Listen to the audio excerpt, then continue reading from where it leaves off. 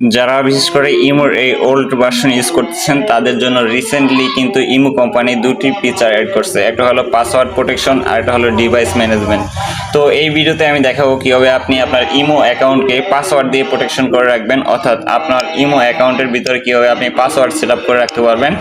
সম্পূর্ণ everything details সহকারে আমি আপনাদের দেখাবো এবং কিভাবে আপনারা সেট করবেন।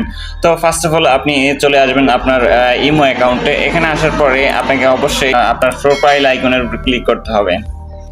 প্রোফাইল আইকনে ক্লিক করবেন। এখানে ক্লিক করে দেওয়ার পরে আপনাকে অবশ্যই এই সেটিংস অপশনে চলে আসতে হবে। আর এই সেটিং যখন আপনি সেট আপ করবেন তখন 100% আপনার কিন্তু ইমো সেভ থাকবে, কখনো আপনার ইমো হ্যাক হওয়ার চান্স একেবারেই কমে যাবে। তো এখান থেকে আপনারা অ্যাকাউন্ট অ্যান্ড সিকিউরিটি অপশনে ক্লিক করবেন। তো অ্যাকাউন্ট অ্যান্ড সিকিউরিটি অপশনে ক্লিক করে দেওয়ার পরে দেখেন একটা নতুন ফিচার কিন্তু এখানে অ্যাড হয়েছে, পাসকোড লক। এটা কিন্তু আপনার রিসেন্টলি অ্যাড হয়েছে, এটা কিন্তু আগে ছিল না।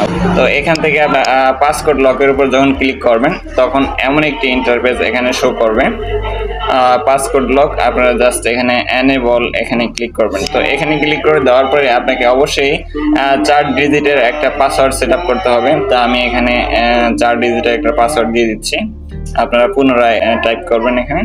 তো দেওয়ার পরে দেখেন এখানে সাকসেসফুলি আমার কিন্তু এই পাসওয়ার্ডটা সেট আপ হয়ে গেছে। তো এখন যদি আমি আমার পার্সোনাল ইমো অ্যাকাউন্টে যদি লগ ইন করি, দেখেন এখানে কিন্তু আপনার পাসওয়ার্ডের একটা অপশন শো করতেছে। তো আমি যদি এখানে পাসওয়ার্ডটা দেই অনলি আমার ইমোটা লগ ইন হবে, ঠিক আছে। তো আরেকটা অপশন যদি আমি আপনাদের দেখাই, এখানে আপনার প্রোফাইল আইকনে ক্লিক করে দেওয়ার পরে দেখেন এখানে সেটিংস অপশন দেওয়া আছে। এখান থেকে আপনি চাইলে ম্যানেজ ডিভাইস এই অপশনে ক্লিক করতে পারেন। তো আমি এখানে ম্যানেজ ডিভাইস ক্লিক করে দিলাম।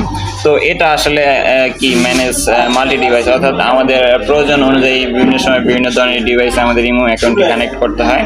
তো সেক্ষেত্রে এখান থেকে আপনি চাইলে মাল্টিপল ডিভাইস কিন্তু এখান থেকে অফ করে দিতে পারেন, অর্থাৎ আপনি একটা ডিভাইসের ভিতরে আপনার ইমো অ্যাকাউন্ট ইউজ করবেন।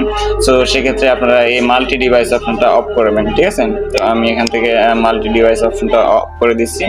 আপনার যদি প্রয়োজন হয় তাহলে এটা অন রাখতে পারেন। আপনি 2, 3, 4টা ডিভাইসে আপনি যদি ইউজ করতে চান আপনার ইমো অ্যাকাউন্ট, তাহলে এটা অন রাখতে পারেন। আর আদারওয়াইজ আপনি যদি একটাতে ইউজ করতে চান তাহলে এখান থেকে অফ করে দেবেন, ঠিক আছে। তো আমি এখান থেকে ডিসেবল করে দিচ্ছি।